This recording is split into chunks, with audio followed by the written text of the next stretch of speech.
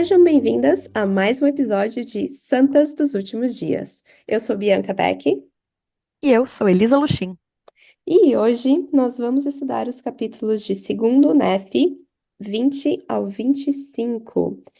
E são os últimos capítulos de Isaías, os últimos 4 capítulos, né, do 20 ao 24, que Nefi escreveu de Isaías.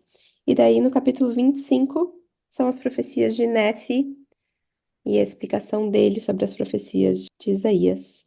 E aí, Elisa, queres começar? Sim, tô animadaça pra esse episódio. Eu vou pular já direto ali, ó. Capítulo 20, versículo 15. Eu acho muito legal esse capítulo, esse versículo.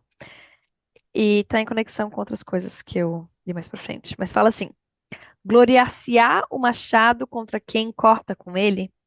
Engrandecer-se-á a serra contra quem puxa por ela? Como se a vara movesse contra os que a levantam, ou o bordão se levantasse como se não fora lenho. Mas me chamou muita atenção sobre essa coisa de a gente se gloriar como se as coisas fossem por mérito nosso, como se a gente fosse o machado e Deus é quem está cortando, Deus é quem está usando o machado para cortar as coisas, né? E em conexão com esse versículo, eu vou ler lá no versículo 33 do mesmo capítulo. Fala assim: Eis que o Senhor dos exércitos, decepará o galho com violência. Olha, eu não tinha percebido essa conexão, mas estamos falando aqui de machado, né? Quem que vai decepar o galho com violência é o Senhor, a gente é só o machado. E os de alta estatura serão cortados, e os altivos serão humilhados. Eu tenho pensado muito ultimamente sobre um dos meus maiores pecados, que é o pecado do orgulho. Quando eu li aquele versículo do Machado, eu escrevi do lado: Quando meus filhos forem bem-sucedidos, eu devo me lembrar que eu sou apenas o machado e a serra na mão do Senhor, e que Deus é o obreiro. Toda a glória a Ele. Preciso evitar o orgulho e achar que os meus filhos são maravilhosos porque eu sou uma mãe maravilhosa. Na verdade, é por causa da graça e méritos de Deus.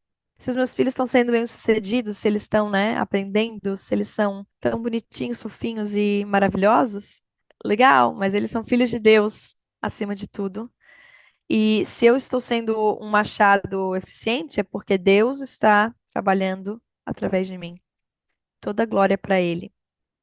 E eu tenho pensado, como eu falei, muitíssimo sobre orgulho ultimamente, porque eu estava naquela fase, assim, momentos de vida, eu diria um alto, quando você sente que você está fazendo tudo certo, né? Que tua vida é perfeita. Nossa, que vida boa que eu tenho, como as coisas estão dando certo. Eu sou demais. E aí eu pensei, gente, que orgulho! Aí eu comecei a orar para, assim, para Deus me dizer, né, o que que eu tenho que melhorar. E aí ele tocou bem nisso, que é o meu orgulho que eu tenho que trabalhar. E eu comecei a perceber quantas coisas que eu faço que são relacionadas ao orgulho. E me lembrei de alguns discursos, de algumas coisas, mas um dos discursos que eu lembrei foi do Elder Call, da última conferência geral, que ele fala sobre humildade. E aí, uma frase que ele falou que me marcou muito e que acho que tem super a ver com falando aqui, os altivos serão humilhados. Ele disse: quando escolhemos não ser humildes, somos humilhados, né? Então, ele conta da situação dele quando ele chegou no trabalho dele e ele não tinha o cartão, né, com o nome dele. E ele perguntou para a pessoa: você sabe com o que você está falando? E a pessoa disse: não, porque você não tem seu cartão. E aí né, naquela situação, ele tá dando o próprio exemplo que ele não foi humilde e aí ele foi humilhado. Mas assim, é algo muito comum na nossa vida, na minha vida, pelo menos, não sei na vida de vocês. Na minha Ah, também. quando eu tô achando assim que eu tô sendo super demais, aí acontece alguma coisa que me humilha, que me leva assim a reconhecer que eu sou o pó da terra. E eu lembrei daquela frase que tem no filme da restauração. As pessoas mais antigas vão lembrar que o moço fala pro Joseph Smith: Cuidado com o orgulho, menino. Mas eu pensei, cuidado com o orgulho, menina. E eu queria falar em questão da maternidade, né? Do orgulho e da maternidade. Eu sinto que é muito difícil para mim não me comparar com outras mães. E eu sinto que a comparação, ela vem, às vezes, muito do orgulho. Porque a gente quer achar que a gente é melhor do que os outros, né? A gente compara com outra pessoa, né? Não é só, eu estou fazendo um trabalho decente. Eu. ou estou fazendo um trabalho melhor do que eu fiz ontem. Não, eu tenho que olhar para a vizinha e para como que ela está criando os filhos dela, eu tenho que julgar o que ela está fazendo e eu tenho que encontrar algum defeito nela que ela está fazendo errado, para eu achar que eu estou fazendo bem o meu trabalho. E como eu disse, talvez não é o pecado de vocês, né? Mas realmente é um pecado meu que eu me vejo fazendo constantemente. Eu acho que depois que eu me tornei mãe, dou um pouco mais graça e misericórdia e compaixão por outras mães, que eu vejo como é difícil, mas eu me vejo fazendo isso muito constantemente. E às vezes não é algo nem que a gente vocaliza, né? Ou vocaliza, mas assim, tem vezes que a gente tá, se segura, né, pra não falar mal, pra não fazer um julgamento, mas tá ali no nosso pensamento, tá ali no nosso coração. E meio que veio como um puxão de orelha quando eu tava lendo essas coisas aqui e pensando nesses meus pecados que eu preciso me arrepender e melhorar. Eu gostei muito disso que tu falou. Eu acho que esse é quase que o maior tema desses capítulos, né? Porque ele aqui tá falando sobre a altivez do coração do rei da Síria. Inclusive, no versículo 12, ele menciona o fruto do arrogante coração do rei da Síria. E depois vai falar sobre a Babilônia. Aí depois vai falar sobre a história de Lúcifer e da queda dele, que veio do orgulho, porque ele se achava melhor, ele achava que ele deveria receber toda a glória, né? E quando tu mencionou a maternidade, eu achei muito interessante, porque foi um dos sentimentos que eu tive também quando eu tava lendo, mas eu senti que às vezes eu sou orgulhosa no sentido de que eu acho que eu sei mais. Então eu não preciso aprender com o que outra pessoa tá me falando. Ahn, Porque eu sinto que sempre tem muitas pessoas para nos dar conselhos, né? E eu aprendi isso me tornando mãe. Sempre tem alguém para te oferecer um conselho, uma ajuda que não, que assim, não necessariamente que tu tenha pedido, né? Mas às vezes as pessoas têm opinião sobre como as coisas devem ser feitas, elas manifestam isso de uma maneira bem clara. E às vezes o meu orgulho faz com que eu sinta, tipo, tá, quem te perguntou? O filho é E, meu, eu faço uhum, do jeito que eu quiser. exatamente. Muitas vezes eu sinto, assim, que eu tive experiências que tinham pessoas que estavam, tipo, dispostas a me dar algum conselho que seria útil se eu tivesse disposta a ouvir, se eu não estivesse sendo orgulhosa, não me ofendesse por elas estarem tentando me ajudar. E hoje em dia, eu sinto que muitas vezes eu fiquei chateada ou julguei alguém por me dar um conselho. E quando eu volto e olho pra trás, eu lembro, poxa, aquela pessoa estava certa. Se eu tivesse ouvido ela, talvez a minha vida teria sido mais fácil.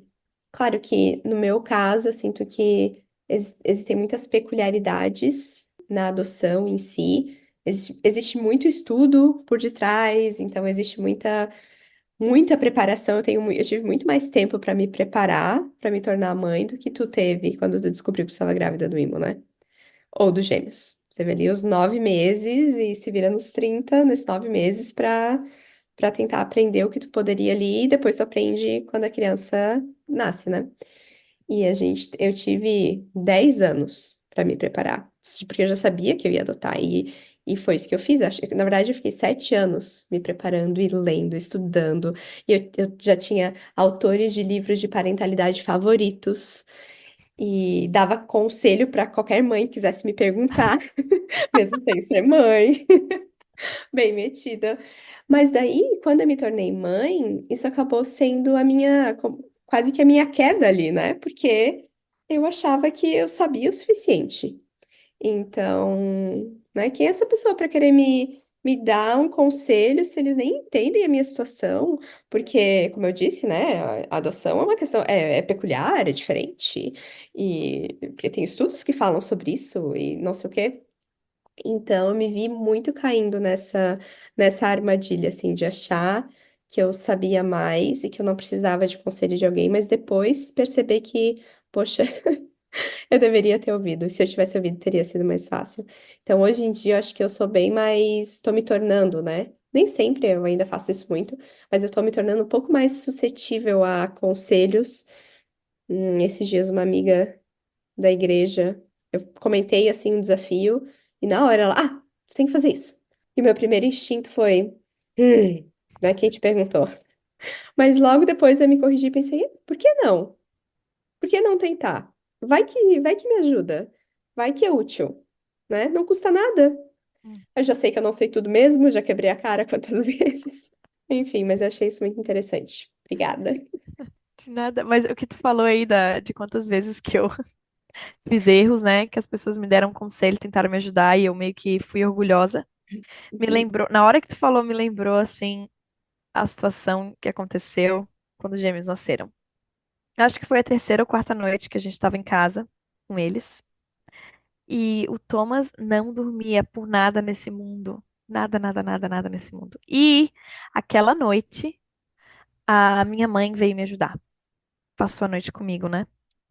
Pra me ajudar com os bebês. E Bianca, eu fiz de tudo, tudo, tudo, tudo com aquela criança. Mas eu não tava deixando colocar cobertor, né? Por causa de todas aquelas coisas do sono seguro, né? Eu queria seguir as coisas e tal. E a minha mãe, muito querida, tentando me respeitar ali, né? Desculpa, mãe. Desculpa, mãe. Eu devia ter te ouvido na primeira vez. E ela, assim, durante o dia, às vezes ela passava o dia aqui com a gente, ajudando com eles, e ela colocava um cobertorzinho assim, sabe, por cima. E eu ia lá e eu tirava. Mas ela sempre tentando me respeitar, assim. E aí ela não falou nada. E deixou eu tentar tudo que eu quis tentar pra tentar ajudar ele a dormir. E aí no final eu tava assim tão assim, não sabia mais o que fazer, que eu dei o da criança pra ela, dei o bebê pra ela, e falei, ai, te vira. E aí ela simplesmente ela foi lá e ela colocou um cobertor a mais, né, ao redor dele. E colocou ele no berço e ele dormiu. E eu me senti assim humilhada. Não que a intenção da minha mãe foi me humilhar, mas assim, nesse sentido, né, de que se a gente não decide ser humilde, a gente vai ser humilhado. Porque eu não queria, assim, ouvir nenhum conselho ou ouvir o que a minha mãe fizesse do jeito dela, né? Ela que criou já 4 filhos e é orgulhosa aqui, né? Não querendo ouvir a voz da experiência. E depois que eu percebi que o ar-condicionado estava indo bem diretamente onde estava o berço, onde o Thomas estava dormindo. E por isso ele tava com frio, não conseguia dormir. E eu me senti humilhada. Eu pensei, poxa vida, né? Por que que eu não posso ser mais humilde e tentar dar uma chance para ouvir os conselhos da minha mãe? Ou para receber direção e ajuda dela? Por que que eu tenho que ser tão orgulhosa? E ela ficou aqui com a gente mais uns 2 meses e eu aposto que já tiveram mais situações que eu fui orgulhosa de novo, quebrei a cara, porque é uma fraqueza minha muito também, muito forte. Eu queria compartilhar um pouco de um discurso do presidente Benson. Esse discurso é, assim, magnífico. Foi um discurso que ele deu, mas em português a gente encontra no Manual dos Presidentes da Igreja, no manual dele. E o capítulo é o capítulo 18. Título do capítulo se chama Acautelai-vos contra o orgulho. Esse é um E clássico, hein? é um clássico. E, Muito assim, um bom. dos princípios que eu ouvi nele, eu aprendi quando eu estava no seminário com minha professora Raquel. Espero que você me ouça aí, Raquel. Mas ela, ela me ensinou, eu acho que ela nem lembra, mas é um princípio que ficou muito marcado. Porque, assim, quando a gente pensa em orgulho, muitas vezes a gente pensa quando a gente quer ser altivo, né? Se considerar acima dos outros, se considerar superior. Mas existe uma parte do orgulho também que vem quando a gente está se achando menor que os outros. Enfim, eu quero ler, é um pouco bastante, mas eu queria ler as coisas aqui que o presidente Benson fala. Ele diz assim: a maioria considera o orgulho egocentrismo, convencimento, jactância, arrogância ou soberba. Tudo isso faz parte do pecado, mas continua faltando a essência, o cerne. O cerne do orgulho é a inimizade. Inimizade para com Deus e para com nossos semelhantes. Inimizade quer dizer ódio, hostilidade ou oposição. É o poder pelo qual Satanás quer reinar sobre nós. O orgulho é essencialmente competitivo por natureza. É esse sentimento que eu sinto que eu tenho com frequência na maternidade. Nossa inimizade para com Deus assume muitos rótulos, como rebeldia, coração endurecido, obstinação, impenitência, soberba, suscetibilidade e incredulidade. Os orgulhosos querem que Deus concorde com eles. Não estão interessados em mudar de opinião para concordar com Deus. Outro componente importante desse pecado imperioso é a inimizade para com nossos semelhantes. Somos tentados diariamente a considerar-nos melhores do que os outros ou a diminuí-los. Os orgulhosos fazem de todos os homens seus adversários, lançando seu intelecto, suas opiniões, suas obras, suas posses, seus talentos ou qualquer outro mecanismo mundano de medida contra seus semelhantes. Nas palavras de C.S. Lewis, o orgulho não se compraz em ter alguma coisa, somente em ter mais do que o próximo. É a comparação que os torna orgulhosos. O prazer de sentir-se acima dos demais. Tirando-lhe o elemento competitivo, o orgulho desaparece. Cara, quando eu li isso, foi assim, boom, Elisa, para com isso, para de tentar competir com as pessoas, né? Para de tentar competir com a outra mãe. Deixa passar, deixa essa competição de lado. Se eu conseguir deixar essa competição de lado, esse sentimento, eu vou ter uma vida muito mais feliz.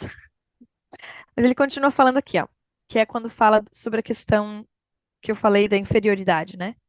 Porque eu acho que a comparação vem sentimento de superioridade ou de inferioridade. Ele fala assim: o orgulho é o pecado que vemos facilmente nos outros, mas raramente reconhecemos em nós mesmos. É bem fácil para mim falar que meu marido está sendo orgulhoso. A maioria considera o orgulho como um pecado de pessoas eminentes, como os ricos e os instruídos, que olham de cima para o resto de nós. Existe, porém, um mal muito mais comum entre nós: o orgulho dos que de baixo olham para cima. Este se manifesta de inúmeras maneiras, como críticas, maledicência, difamação, resmungos, viver acima das posses, inveja, cobiça, reprimir a gratidão e louvor que poderia edificar outra pessoa e mostrar-se insensível e invejoso. Aí, quando eu li isso, me fez lembrar de uma situação que eu tive essa semana, semana passada. Eu tenho um grupo de amigas que todas são mães e a gente tenta se encontrar uma vez por mês. Eu sou uma pessoa muito prática e muito, às vezes assim, simples, sabe? Quando as minhas amigas vêm aqui, eu uso, tipo, prato descartável, sabe? Assim, estou numa fase da vida que eu ainda sou estudante, né? Eu não, meu marido. E essas amigas vieram na minha casa uns meses atrás e eu estudo de maneira simples, como eu sempre faço. E aí, nos próximos meses que seguiram, eu fui na casa delas. E quando eu fui na casa delas, era tudo muito bonitinho. Assim, era tudo. Ai, elas usam assim a louça mais bonita, elas fazem a mesa e decoram tudo, e tudo lindo e bonito. E eu comecei a me comparar com elas. E eu comecei a me sentir inferior. E eu senti, como consequência disso, eu comecei a meio que querer julgar elas. Não sei para justificar o meu sentimento de inferioridade ou para querer me sentir melhor do que elas. Pra eu não me sentir inferior, eu comecei a colocar defeito nelas, sabe? Na minha cabeça. E quando eu li isso, foi um clique pra mim, que mostrou esse padrão que eu tava seguindo, que eu tava caindo, tava me levando a essa inimizade. Elas são minhas amigas, são outras mães que têm coisas em comum comigo, que eu gosto de participar, de passar tempo com ela. Mas quando eu me senti inferior nessa situação, para eu não me sentir inferior, porque eu quero me sentir superior, eu senti essa necessidade interior de colocar essas coisas que ele fala, né? Críticas ou inveja. Ah, porque elas têm isso, que elas têm aquilo. Ou cobiça. Ou aqui ele falou, viver acima das posses. Me deu vontade de ir lá e comprar móveis novos para minha casa inteira.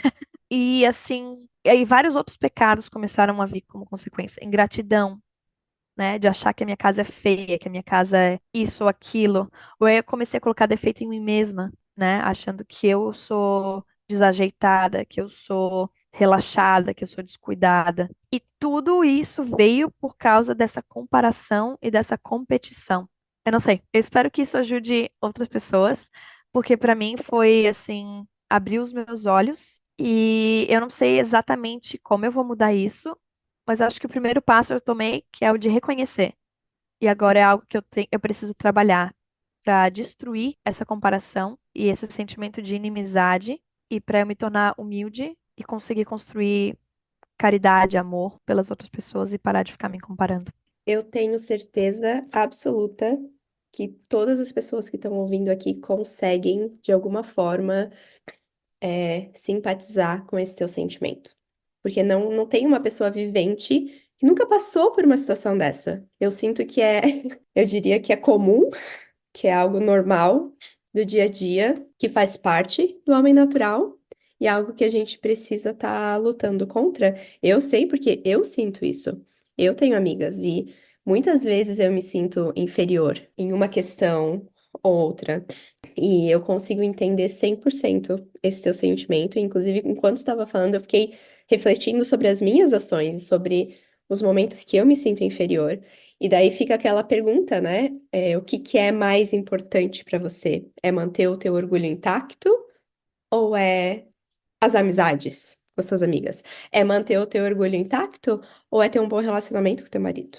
É manter o teu orgulho intacto ou ter um relacionamento de confiança com seus filhos, que eles se sintam amados e felizes próximos de ti? E mesma coisa com seus pais, é manter o teu orgulho intacto ou é ter um bom relacionamento com os pais, né?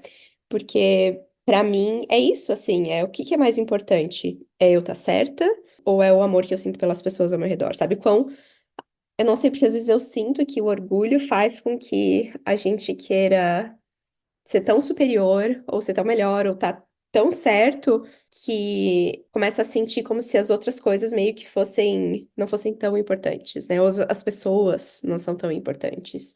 Porque daí você começa a encontrar formas de se sentir superior, né? E daí elas passam a não ser tão importantes, elas são inferiores de certa forma, né? E e me leva muitas vezes a ter um relacionamento tóxico, né? Que é muito triste. Mas eu gostei muito desses teus pensamentos. Tava tentando lembrar como que Nefe, em primeiro Nefe, a gente estava lendo quando ele menciona a abominável igreja, que ele fala, que de fato eu acho que é um dos maiores e mais comuns pecados, né? Porque quando estava lendo o discurso do presidente Benson, eu tava listando ali todas as coisas que caem dentro do orgulho, né? Eu fiquei de cara. E realmente é gigantesco e é algo que todos nós, com certeza, estamos batalhando e lidando contra todos os dias. Faz parte da nossa vida aqui aprender a lutar contra o orgulho, né? Para mim, especificamente, uma coisa que me ajuda é a gratidão. Por alguma razão, eu sinto que a gratidão meio que como se fosse uma gangorra, né? Tem orgulho. E quando eu tô sendo orgulhosa, a minha gratidão tá lá embaixo.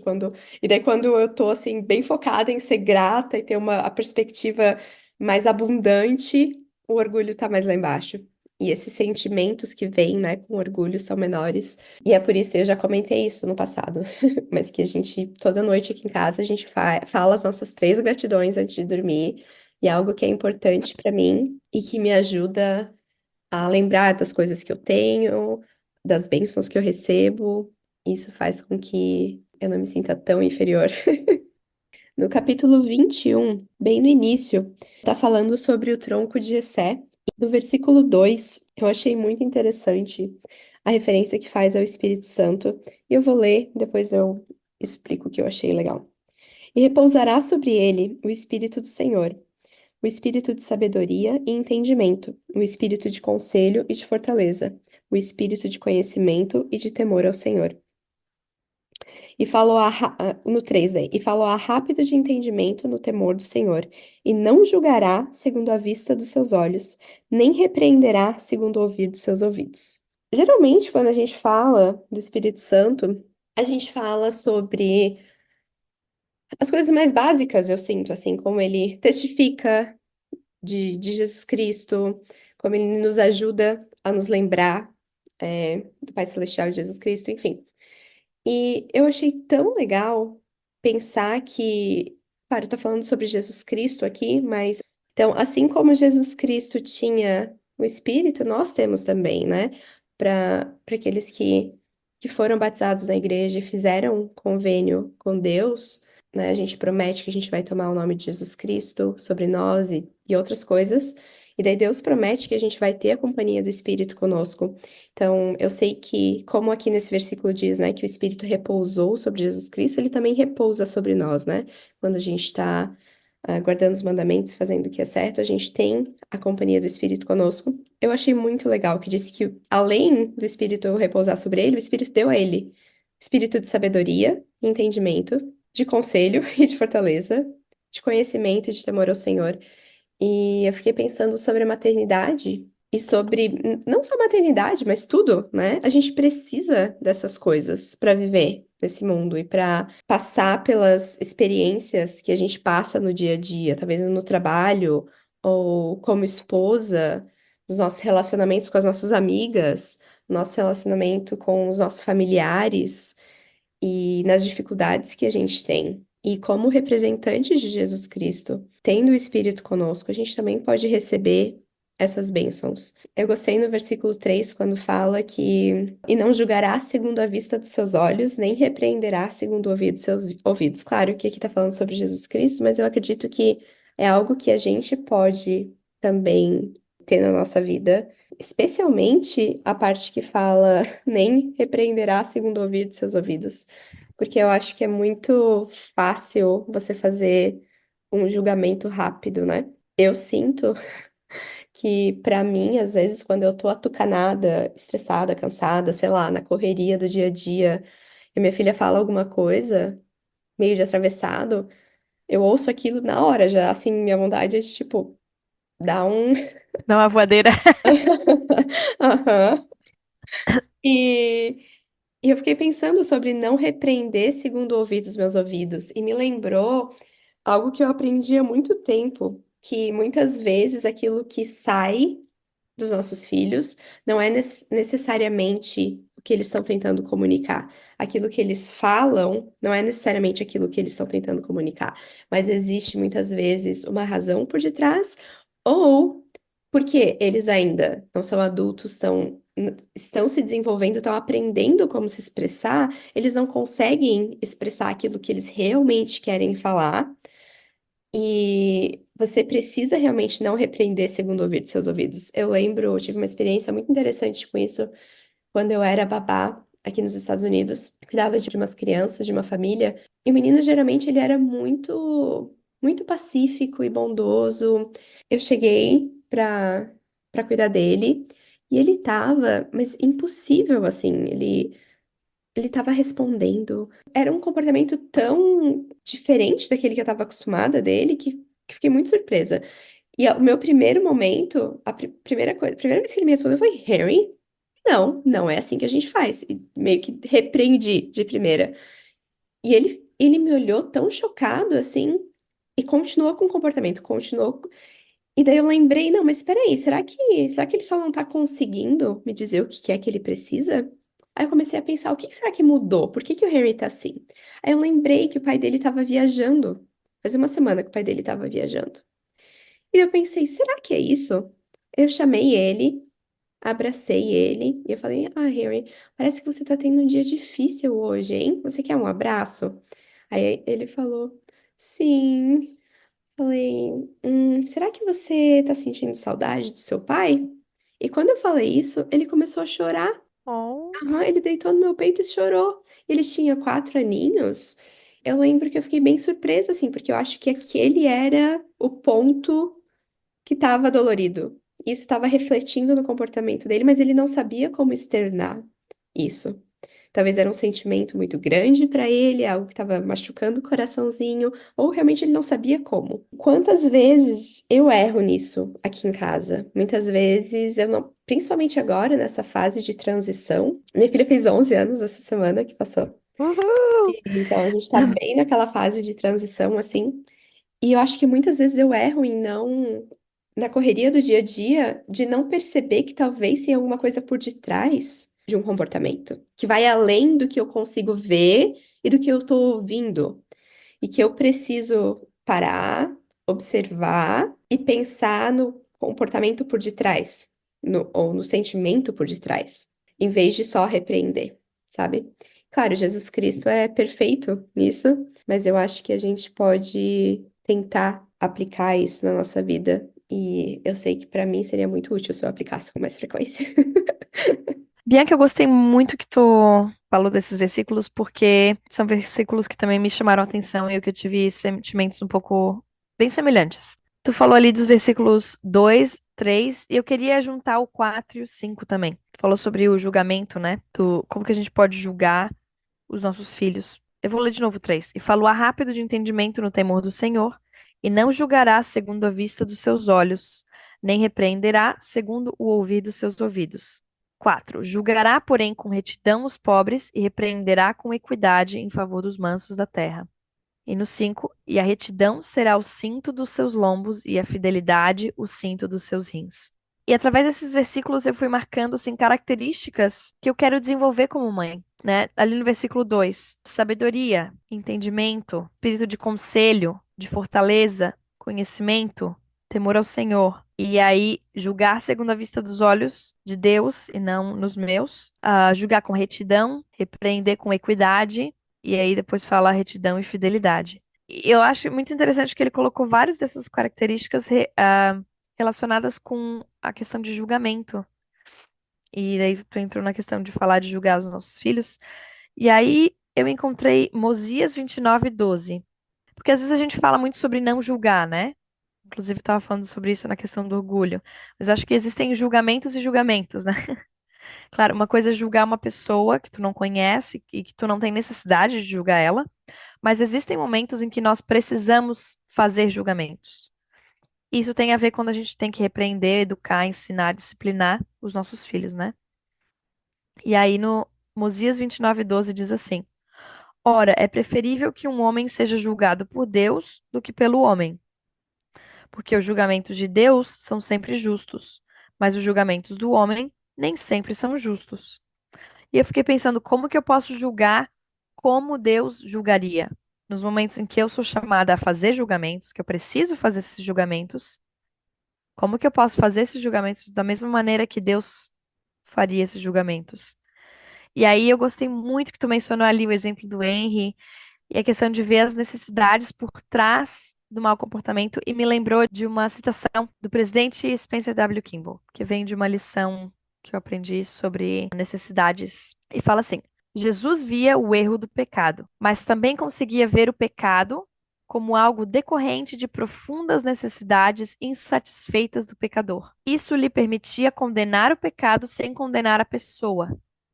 Nós podemos demonstrar amor ao próximo, mesmo quando somos chamados a corrigi-lo.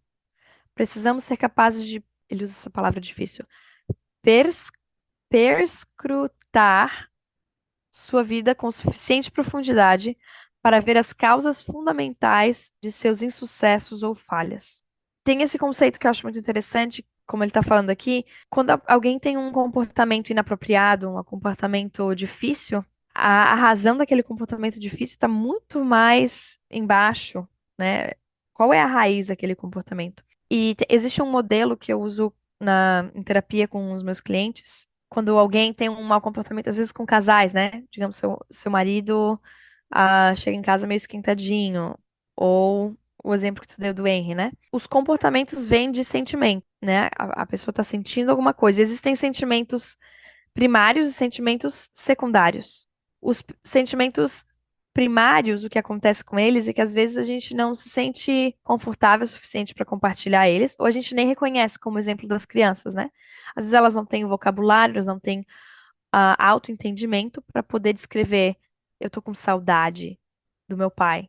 Esses sentimentos primários que tendem a ser mais vulneráveis pode ser vergonha, pode ser se sentir vulnerável, pode ser que você está se sentindo excluído, não está se sentindo amado, está se sentindo desconectado. E esses sentimentos levam a gente a ter sentimentos secundários, que geralmente é é o óbvio que a gente consegue ver, né? Às vezes a pessoa tá com raiva, tá frustrada, tá ali brava, né? Fervendo o sangue. Ou outros sentimentos. E aí esses sentimentos vão levar a esse mau comportamento. Mas por baixo desses sentimentos primários que a gente tem, que são os mais vulneráveis, existem essas necessidades que estão insatisfeitas, profundas, né? Então, ali no exemplo que tu deu do Henry, ele estava provavelmente com uma necessidade de conexão, de se sentir amado, que o pai dele estava longe.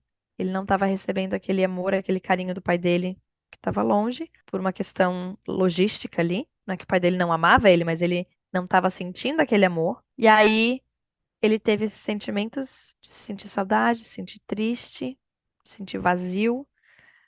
E aí levou outros sentimentos e, como consequência, esse comportamento. E às vezes a gente esquece de ver isso nos nossos filhos, ou até às vezes no nosso parceiro, ou no nosso amigo, no vizinho, né? Que tá tendo um dia difícil, que se comporta mal, ou aquela pessoa que tá sempre mal-humorada e a gente não sabe o que que tá passando por trás da vida dela, Ou a né? gente mesmo. É verdade. Às vezes somos nós mesmos, né, que estamos tendo um dia difícil. E a importância que a gente tem de tentar reconhecer qual que é a necessidade que essa pessoa tem. E foi interessante, né? Pensando no exemplo do Henry, não sei exatamente os detalhes, mas digamos, a necessidade dele era se sentir conectado, se sentir amado. No momento que você deu isso pra ele, o comportamento dele mudou, né? No momento que você deu essa conexão pra ele, você deu aquele abraço, você daí verbalizou o que ele estava sentindo, dizendo: Olha, seu pai tá longe, né? Você tá com saudade dele? É isso que tá por debaixo? E aí ele desabou, né?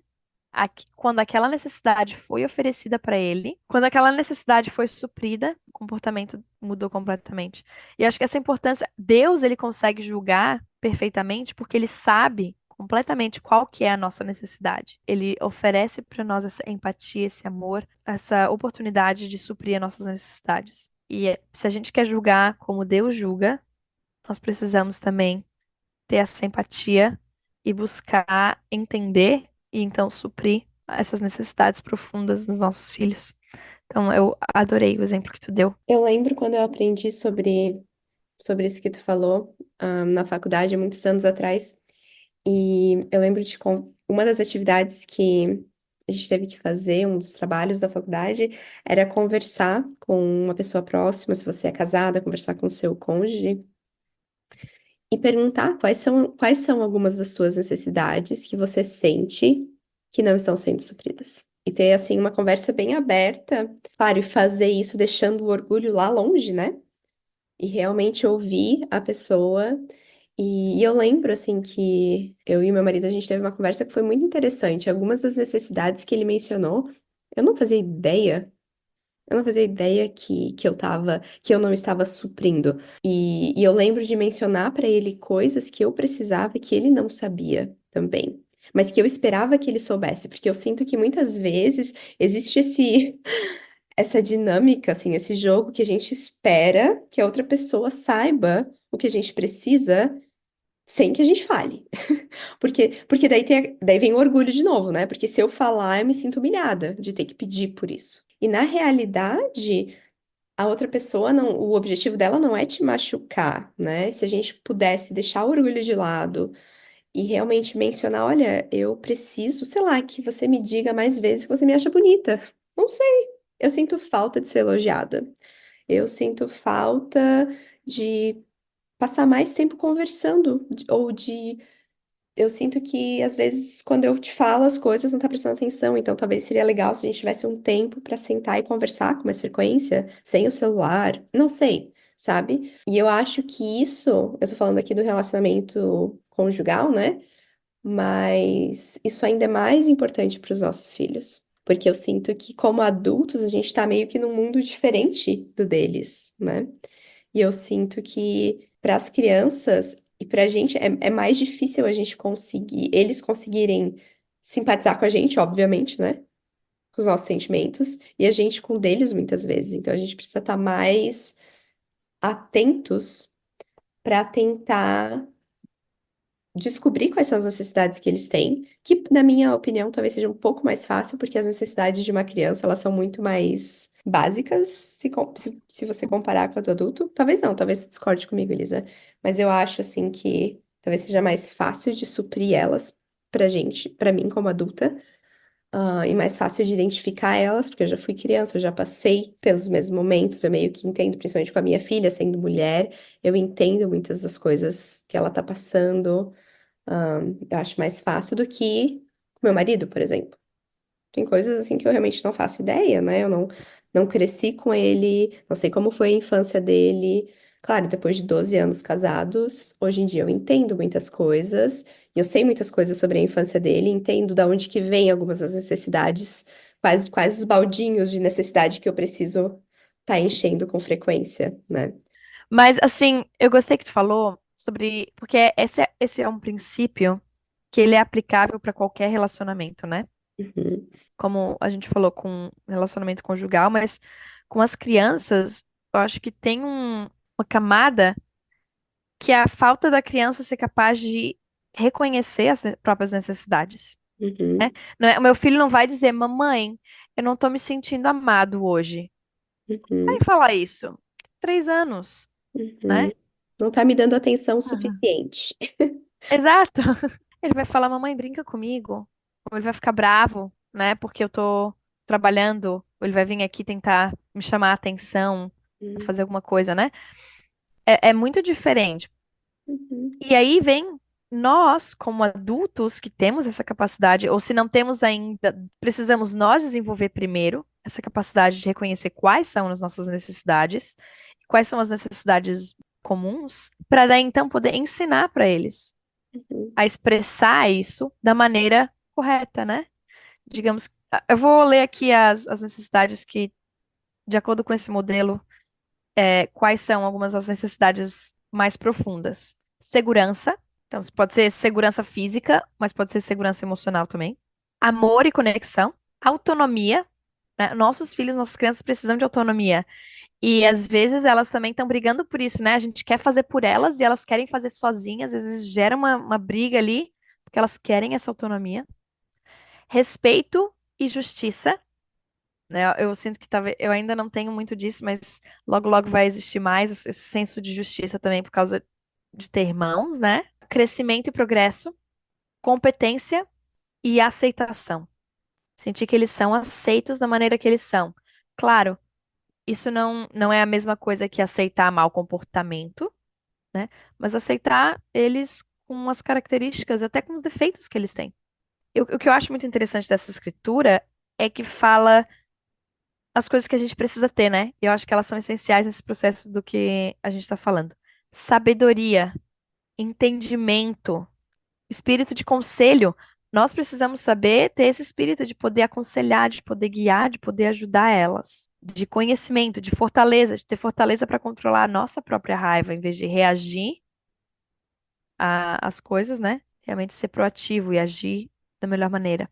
E aí fala também, que eu gostei muito, fala, repreenderá com equidade em favor dos mansos da terra. Quem é que são os mansos da terra?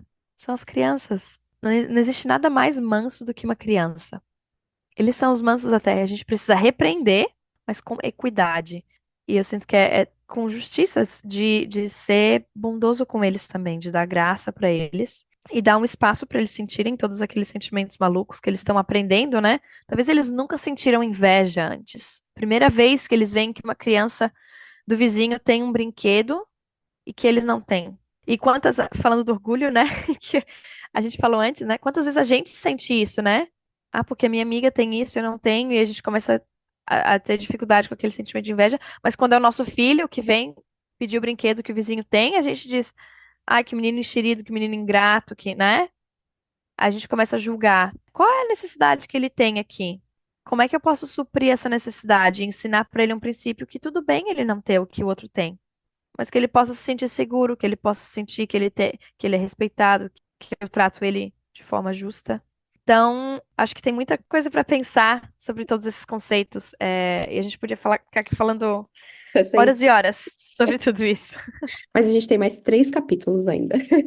Pela Mas antes de ir para o capítulo 22, eu tenho um comentário bem rapidinho do versículo 9, que fala: Não ferirão nem destruirão em todo o meu santo monte, porque a terra estará cheia de conhecimento do Senhor, como as águas cobrem o mar. E eu estava lendo o manual do Instituto, junto com esse capítulo.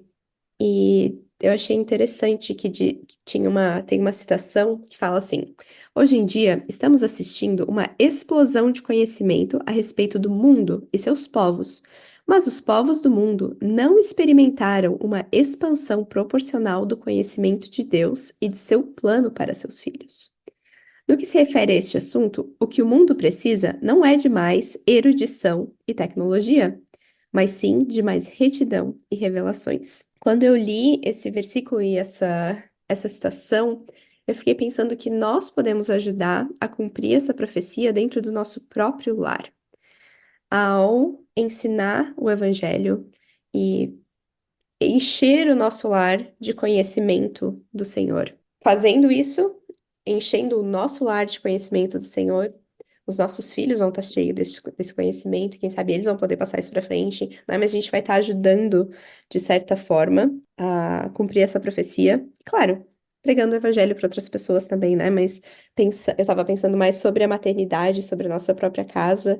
Eu tenho sentido e visto quão importante é estudar as escrituras, fazer com que a minha filha aprenda mais sobre o Pai Celestial, e eu tenho percebido a diferença que tem feito na vida dela ter isso como base nos momentos, principalmente agora, assim, os momentos de mudança, que eu sinto que ela, né, eu acho que é confuso pra gente como pais, mas é mais confuso ainda para os nossos filhos, né, quando eles passam por um salto de desenvolvimento e, né, que eles ficam bravos de repente, ficam com uma fome gigantesca, ou tem mudança de humor, né? Uma hora tá feliz, de repente tá triste, de repente tá bravo e não sabe por quê. E eu acho que ter o evangelho como base é tão importante e ajuda tanto, né? Ter um lar onde a gente se esforça para que o espírito esteja abundante, um lar em que a gente tenha, né, aquelas características, ou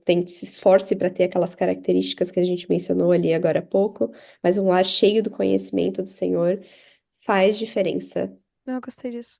Realmente. Porque fala, né? Portanto, a terra será cheia de conhecimento do Senhor. Não Uhum, conhecimento do mundo, né? uhum, E realmente tá. A cultura do mundo em que a gente vive realmente tá mudando. uhum. De que o conhecimento erudito, o conhecimento científico é mais importante do que o conhecimento espiritual. As pessoas acham estranho, às vezes, quando eu falo que eu faço homeschooling e elas me perguntam: Ah, mas como é que é teu dia? O que que tu faz? Eu sempre falo: "Ah, a gente começa com devocional todas as manhãs. Devocional? Mas por quê?" Né? Porque a ideia do homeschool, de você ensinar em casa, pra mim, essa é uma das maiores, não das maiores, mas uma das grandes, foi um fator decisivo, assim, eu poder ensinar, mas também trazer um contexto do evangelho. E então, o currículo que a gente usa é um currículo cristão. Então, quando estava ensinando sobre. Quando ensina ciências, assim, muitas vezes, muitos dos experimentos de ciências, eles vão inserir alguma escritura que pode ter alguma correlação, ou história, quando a gente estava aprendendo sobre os assírios, recentemente, sobre a tomada dos assírios de Jerusalém e tal. Aí ele também trouxe o paralelo das escrituras. O que estava acontecendo nas escrituras naquela mesma época? Quais profetas que estavam vivos naquela época? E eu não sei, eu sinto que a minha filha está aprendendo as duas coisas, mas que para mim o mais importante é o conhecimento de Deus, porque a partir do momento que ela entender que Deus sabe de todas as coisas, para ele ser Deus, para ele poder criar o mundo, ele precisava ter o conhecimento de tudo, ela vai ter mais interesse, e ela quiser ser como ele, ela vai ter mais interesse em estudar, em aprender, né? Enfim, eu gosto muito disso. Muito legal. A motivação por trás. Ok, podemos ir para o capítulo 24. Então, Uhum. tem um versículo que eu achei interessante. Nesse capítulo, conta a queda de Satanás, de Lúcifer. É muito interessante. E a queda de Lúcifer aqui, Isaías está comparando com a queda da Babilônia. E quando eu comecei a estudar as escrituras, eu acho que eu já mencionei isso, esse ano, o livro de Mórmon, eu comecei a estudar para aprender mais sobre transformações de coração e mudança de coração e tudo que fosse relacionado a coração, porque eu queria ser uma melhor mãe e queria transformar meu coração sobre esse assunto.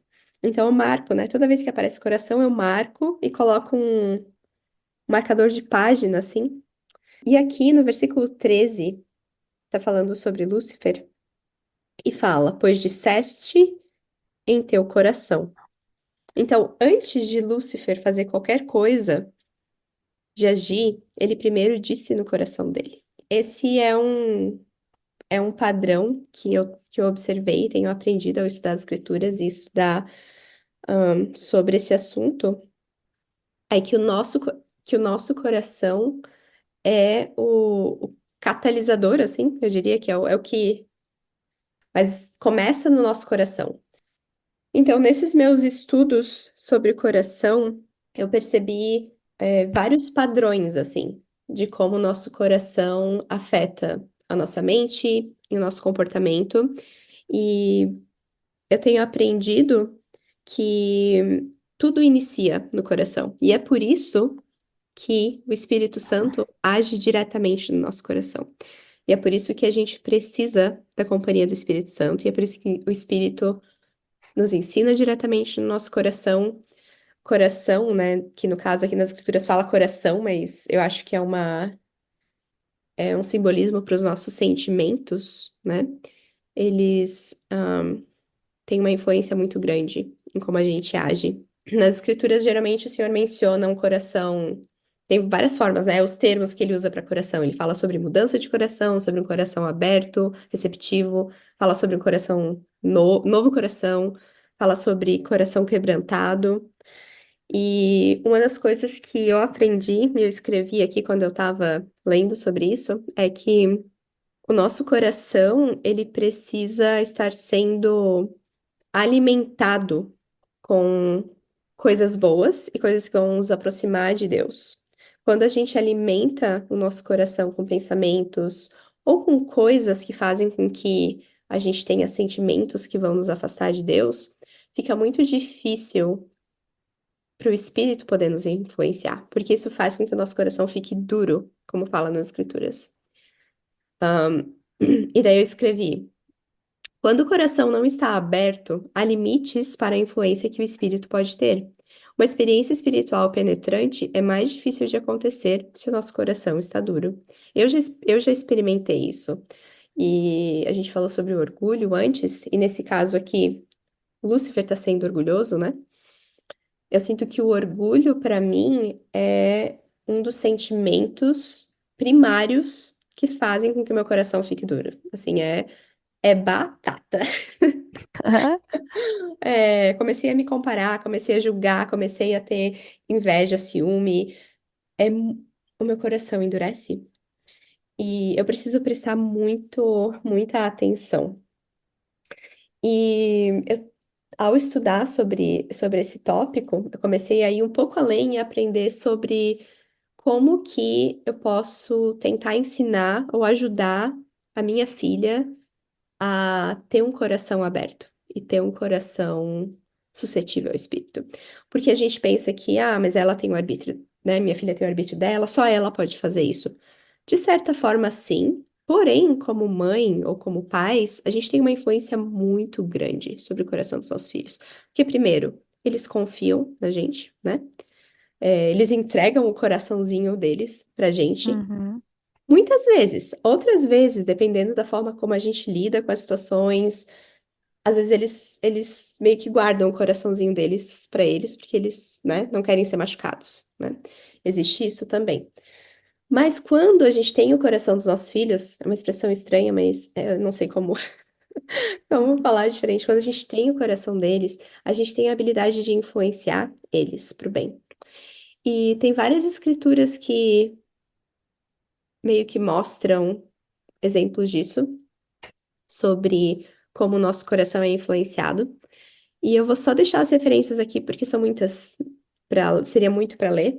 Se alguém tiver interesse nesse tópico e quiser aprender mais sobre isso, eu recomendo, porque mudou bastante a minha perspectiva, sobre meu relacionamento com a minha filha e sobre ter o coração dela, cuidar do coração dela, buscar influenciar o coração dela, mas ao mesmo tempo o meu coração. E as escrituras são Mosias 12:27, Mosias 13:11, ainda em Mosias, capítulo 2, versículo 9, terceiro Nef 19:33, Provérbios 2:2 e Alma 12:10. Lê uma dessas escriturinhas aí pra gente. Deixa eu Dá uma palhinha. deixa eu ver. Vou abrir. Fiquei curiosa agora. Vamos ver, Mosias 12:27. Aqui, mais especificamente, está falando sobre quando a gente não aplica o nosso coração. Quando nosso coração não está aplicado, a gente não consegue entender alguma coisa. O nosso coração não está aberto nesse caso. Não haveis aplicado o vosso coração para compreender. Portanto, não haveis sido sábios. O que, pois, ensinais a este povo? E o que essa escritura, para mim, ensina é que quando o nosso coração não está envolvido, a gente não consegue aprender, né? Então, se o seu coração está fechado, se ele está duro, a chance de você aprender alguma coisa é muito pequena. Se o seu filho está com o coração dele duro, a chance de você conseguir ensinar alguma coisa para ele é pequena. Então, você precisa primeiro ter acesso ao coração dele. Então, como que a gente faz isso como pais, né? Ali com o Harry, naquele momento que eu mencionei antes, foi abraçar ele e ajudar ele a expressar o sentimento dele. E daí, eu abri o coraçãozinho dele e ele foi vulnerável comigo, né? E eu pude. E o comportamento dele mudou naquele caso. Eu não sei se tá fazendo sentido isso que eu tô falando. Eu sinto que eu tô falando meio fora de Tá ordem, fazendo pra mim? Não, tá? não, tá fazendo sentido pra mim. É porque, na verdade, eu tenho muitos pensamentos sobre esse assunto e eu acho que eu tô meio que pulando de uma coisa para outra, sim. Mas tem uma outra escritura, então, já que tu me pediu uma palhinha, que eu acho que eu gostaria de ler também, que fica em terceiro Nef, 19:33, que eu gosto muito. E nessa escritura aqui é quando as multidões haviam se reunido para ouvir ao Salvador. E daí no 33 diz: E a multidão ouviu e dá testemunho. E abriu-se-lhes o coração e compreenderam no coração as palavras com que ele orou. E todas as outras escrituras são mais ou menos nessa mesma linha, assim, mas que às vezes eu sinto que eu esqueço do quão importante o meu coração é e que eu preciso estar nutrindo ele, né? E quais são as coisas que nutrem o nosso coração e fazem com que o nosso coração se mantenha aberto, quebrantado. Essas são coisas todas que eu aprendi, tá? Não é necessariamente que tá escrito nas escrituras, mas me veio à mente a 13ª regra de fé, que fala: se houver qualquer coisa virtuosa, amável, de boa fama ou louvável, nós o procuraremos. E eu aprendi com esse estudo do coração que tanto para mim, quanto para minha filha, quanto para meu marido, que essas coisas de boa fama, louváveis, amáveis, virtuosas, nutrem o nosso coração e fazem com que o nosso coração esteja mais suscetível ao Espírito. Então, para mim eu evito músicas que tenham coisas, sei lá, obscenas, palavras que eu não gosto, que eu sinto que são pejorativas. Eu evito filmes que eu sinto que vão afastar o espírito. Eu evito livros. Quando eu estou escolhendo livros, eu tento escolher livros que tenham. E eu acho que eu já mencionei isso no passado, porque assim, eu já falei com alguém sobre isso, porque eu me sinto meio papagaia. Mas livros com uma boa literatura, que seja uma boa literatura, que tenham conteúdo que vai agregar, por exemplo. Geralmente, se eu percebo alguma coisa no meu comportamento, eu tô tendo dificuldade em, sei lá, em ser bondosa. Às vezes eu procuro um livro que tem uma personagem tipo a Poliana, assim, né? Na verdade, eu fiz isso, eu li Poliana. Ou para eu ter uma perspectiva mais positiva das coisas, né? E porque Lúcifer aqui nessa escritura, ele disse aquilo no coração dele, né? Ou ele foi orgulhoso, e ele agiu naquilo, né? E eu acho que muitas vezes a gente vai ter sentimentos de, sei lá, sentimentos ruins, sentimentos de inveja, mas se a gente perceber isso e decidir substituir por alguma outra coisa, encher o nosso coração com outras coisas melhores, a gente vai agir nisso, né? No que a gente está colocando de bom dentro da gente, em vez de agir nos pensamentos do homem natural que vão vir, que são comuns, né? A gente sentir. O que eu gostei que me fez pensar é a questão de nutrir, né? Uhum, O sentimento tá lá, alguma coisa tá no nosso coração e a gente pode escolher nutrir ou não, né? Quando tem um sentimento negativo, eu posso escolher nutrir aquele sentimento negativo ou não, ou tentar substituir, plantar algo diferente no meu coração e uhum. regar aquela coisa virtuosa, amável, de boa forma, louvável, né? E isso vai amolecer o meu coração, vai tornar um solo fértil. Isso, Isso. para a fé. Ou se eu deixo as coisas podres e ruins lá, né? Aquele solo vai começar a se endurecer, vai ser um solo arenoso e Uhum. difícil, onde a semente, quando cair ali a semente da fé, alguma coisa positiva, não vai crescer. Deixa eu só compartilhar uma citação bem rapidinho aqui, que fala que eu gostei bastante, que é: Nutra o coração dos seus filhos, e eles serão ricos independente do salário que tiverem. Negligencie os seus corações, e eles serão pobres, não importa quanto dinheiro eles fizerem.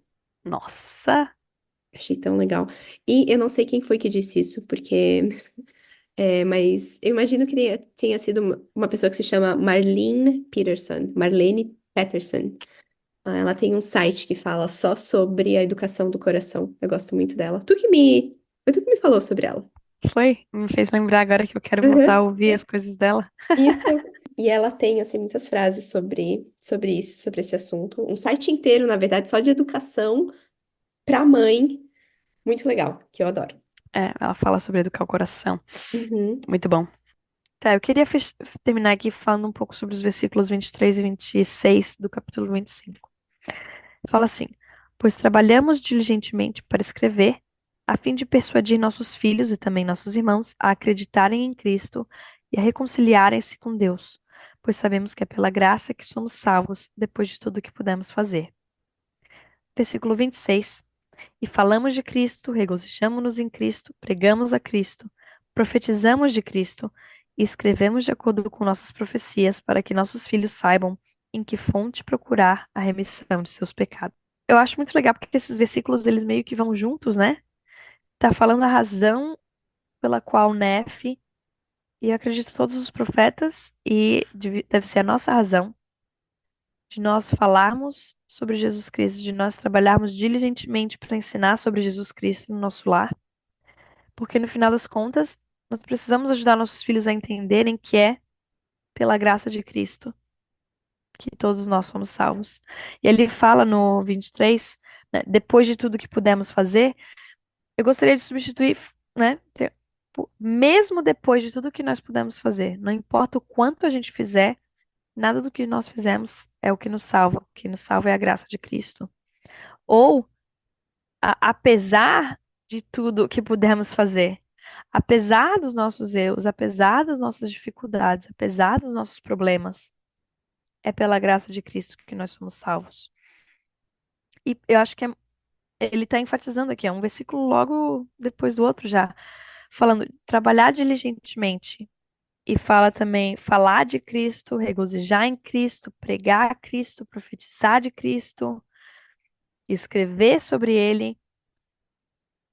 E, de novo, a ideia é que para que eles acreditem em Cristo e se reconciliem com Ele, né, com Deus, por meio de Cristo, para que eles possam saber em que fonte procurar a remissão dos seus pecados. Eu adoro essa frase porque todos nós vamos cometer erros, né? E às vezes dá vergonha quando a gente faz um erro.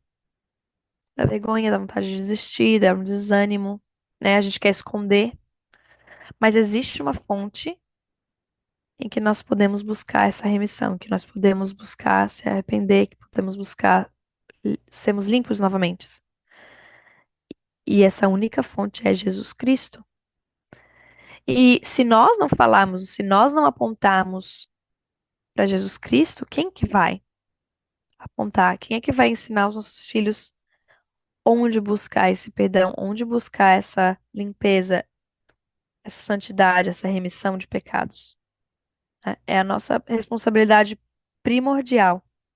Então, eu amo esses versículos e me ajuda muito a lembrar de tentar focar mais em Jesus Cristo no meu lar, né? Às vezes a gente fala de tantos princípios e coisas importantes do Evangelho e às vezes até esquece de mencionar Jesus Cristo, né? Sei lá, vai ensinar sobre a palavra de sabedoria, vai ensinar sobre a lei da castidade, vai ensinar sobre o dia do Senhor. Mas por que todos esses mandamentos? Por que que a gente segue os mandamentos? Né? Inclusive, está falando aqui sobre a lei de Moisés. Ele fala, não obstante acreditarmos em Cristo, guardamos a lei de Moisés, esperamos. E aí ele fala, somos vivificados em Cristo. né?